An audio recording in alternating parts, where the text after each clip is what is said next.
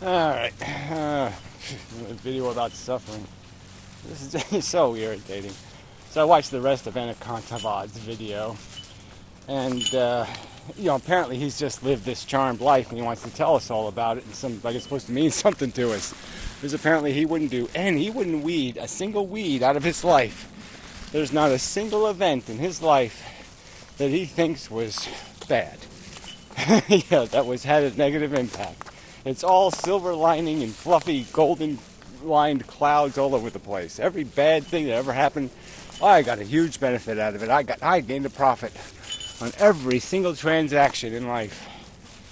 And so yeah, I mean, why should I worry about this guy as a philosopher? Because how many people can goddamn say that? I mean, really, how many people older than 16? I mean, really. I mean, damn. Oh yeah, it was so good for me when my sister died. It was just so wonderful. Yeah, it did so much good for me. It was just spectacular thinking about her with, spinal wounds where her fucking spine was showing, and he wouldn't heal for 2 years. Oh yeah, that was so cool. I love that stuff. Yeah, I think back on it, and I just say, look at the impact that had on me. I just needed that. I needed to know about that. No, I didn't. I mean, just one tiny little example. This is just such a crock of shit. Certainly, there's things we do that cause us suffering that are still worthwhile. You could argue that Charles Darwin, right? Now, if he knew in advance that he was going to be sick as a dog, okay, I mean, he had horrible malnumar or whatever, seasickness, and ruined his life. Just absolutely ruined him. His trip to South America and the Galapagos. Ended up with a bunch of parasites. Never felt good another day in his life. Just horrible. Now, if he knew ahead of time, this is going to make you sick as a dog for the rest of your life, he wouldn't have gone on that boat. He just wouldn't have. He would have said, fuck this. And now he still would have said it'd be valuable if somebody goes and somebody does all this naturalism shit and somebody writes the book and all that kind of crap. But fuck that. Because there's a big giant pile of just fucking negative crap. It wasn't redeeming. It didn't have any value. It didn't teach him any lessons. It didn't make him a better person. It didn't do any of that shit. It just destroyed him. Just ate him alive. And made him basically a hermit for the rest of his life. Now, I could find plenty of examples of this same kind of thing in my personal experience that have made me, like Darwin, a bit of a hermit, a bit of a just leave me the fuck alone kind of a person in a personal sense. I appreciate my solitude. Yeah. And I do that because of negative experiences that didn't do me any good. They didn't teach me anything. They just taught me how bad things can get and how I want to try to avoid that shit. So I'll avoid the thing that can cause that shit, which is often human contact. But anyway, so there's nothing gained here. It's just crap. Just the disabling crap. And we haven't got into real, permanent physical disabilities that take place in our experience. Even becoming allergic to antibiotics, for example. I know a couple of people who died of Lyme disease because they became allergic to antibiotics. It improved their life. Did dying make their life much better? Well, maybe, but that's a whole different philosophical argument, isn't it? Quite obviously, from the standards Anacontavad would apply, being killed probably isn't a good thing. I mean, you're probably not going to learn a very good lesson from being killed because you're dead, and you don't learn lessons when you're dead. So, you can't really have a silver lining when you're dead. Fuck. I mean, shit. So anyways, I want to get to the gray text thing, because gray text posted a comment on 2 different videos. Suffering is subjective. Suffering is subjective. Suffering is subjective. And he just still doesn't get it. How you interpret something as good or bad. Like, I could name a food. Meatloaf. Alright, barf all over the place. I hate that shit. Okay, when I was a kid, I couldn't eat that crap. I wouldn't eat that crap. Fuck that crap. So yeah, it makes me suffer. Now, somebody else says, yum, yum, yum. Now, that means that whether you like meatloaf or not is subjective. Okay? It doesn't mean that meatloaf is good or bad. It just means that different people interpret it differently. But the fact that we have an experience is a fact. The fact that it makes me ill and it makes somebody else happy is a fact. Okay? So the negative that I experience is a real thing. It's a real event. It isn't a subjective event. All the things we could look at our life and say there's always something. If you're not Anacondabod, again, maybe you're like Anacondabod and nothing ever happened to you that you don't think was super cool. You know, and that's your prerogative if you want to pretend that that's the truth. But the truth is that pain and suffering, we all know, is a negative thing. It's a whip. It's a thing to be avoided. We wouldn't want it to happen to our dog or our sister or our mother. If we could avoid having their arm get broken, we would avoid having their arm get broken because we know it would hurt them and it wouldn't feel good and they'd be unhappy. And the fact that suffering, the negative, repulsive thing, no matter how you interpret it, whether it's meatloaf or sushi or dog do that makes you sick, the fact that you can be made sick, made in an uncomfortable position, uncomfortable condition, is the thing that we're saying is a fact. The negative quality of some experiences is the thing we're saying is a fact. Okay, that's not what causes you suffering we're talking about. We're talking about the feeling itself of repulsion, of negative. The thing you would weed from your life if you had the ability to. The thing you would make go away if you could take a pill to make it go away. That negative thing we're saying has absolute value. I mean, I just don't understand how you can't make this distinction. You are perfectly able, okay, to enjoy eating dog do. That's your prerogative, creepo. All right? So go ahead, fetish yourself to pieces, eat all the dog do you want, and we'll all say you're not suffering. But taking a shower, for example, that probably really irritates you. So yeah, then we'll acknowledge that Greg Tex is suffering. You know, because somebody shoved a bar of soap in front of him. Yeah, how about that? You fuck. So anyway, it really is just so stupid to sit there and say the absolute of carrot and whip are subjectively defined. They're not subjectively defined. We know one is negative, one is positive.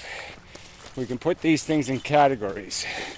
We know there are experiences that human beings have that are repulsive to their sensibilities and experiences they have that are pleasurable to their sensibilities.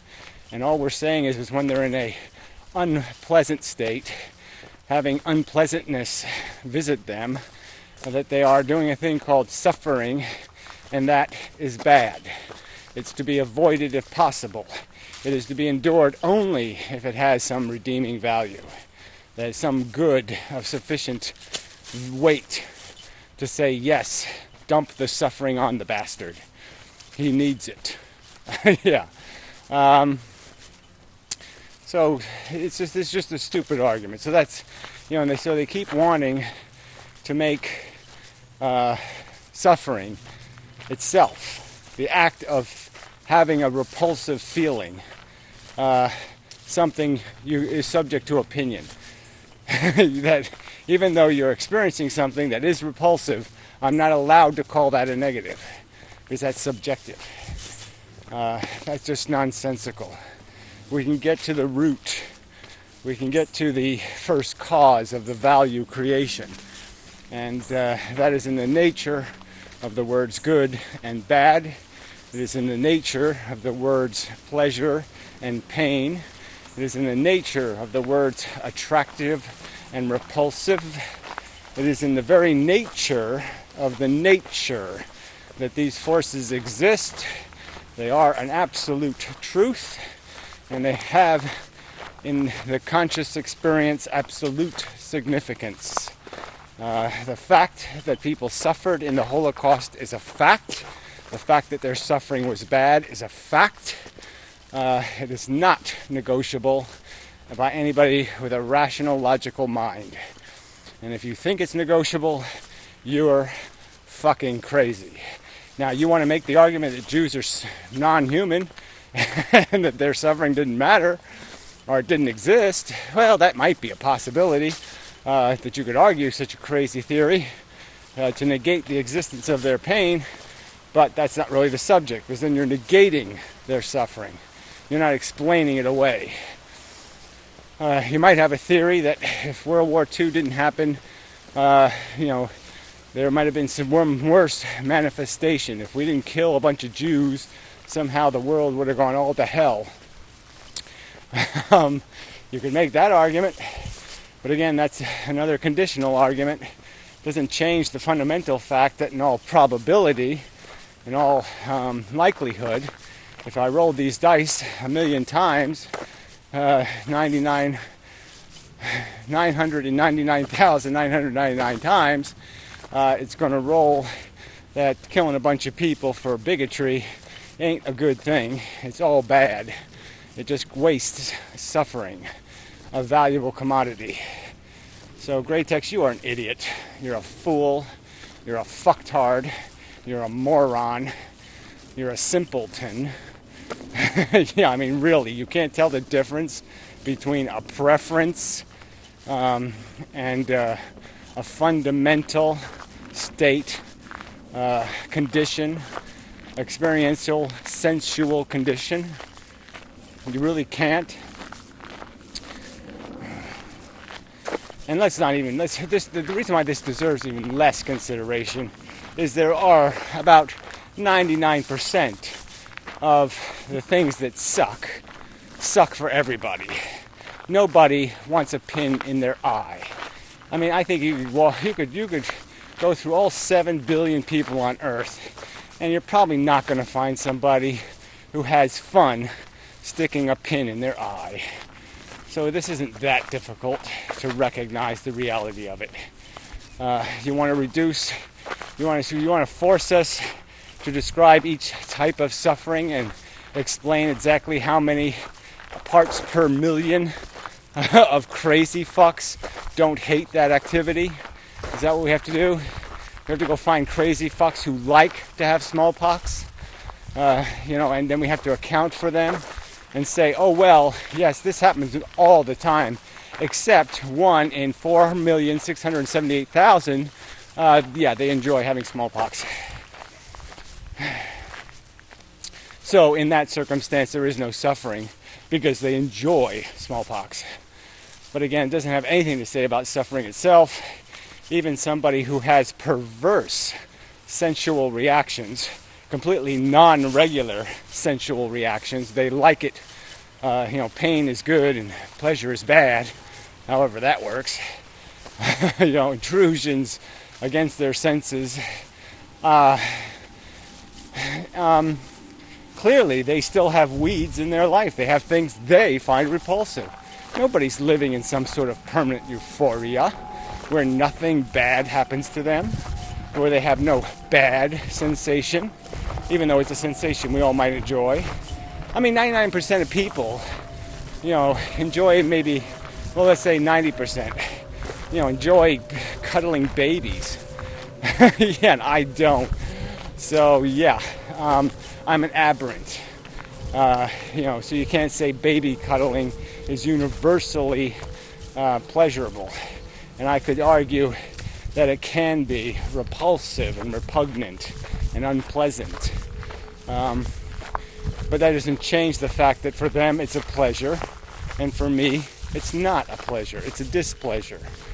And the fact of the displeasure, the fact of the suffering, is a fact.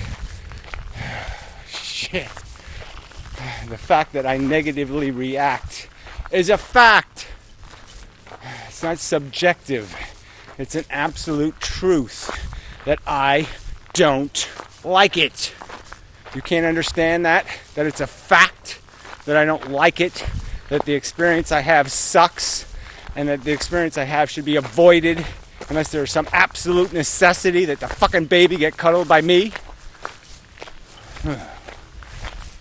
God, you're so fucking dumb. And fat and lazy and pudgy and stupid and smelly. Fuck, I hate latex. Sack of shit troll fucking bastard.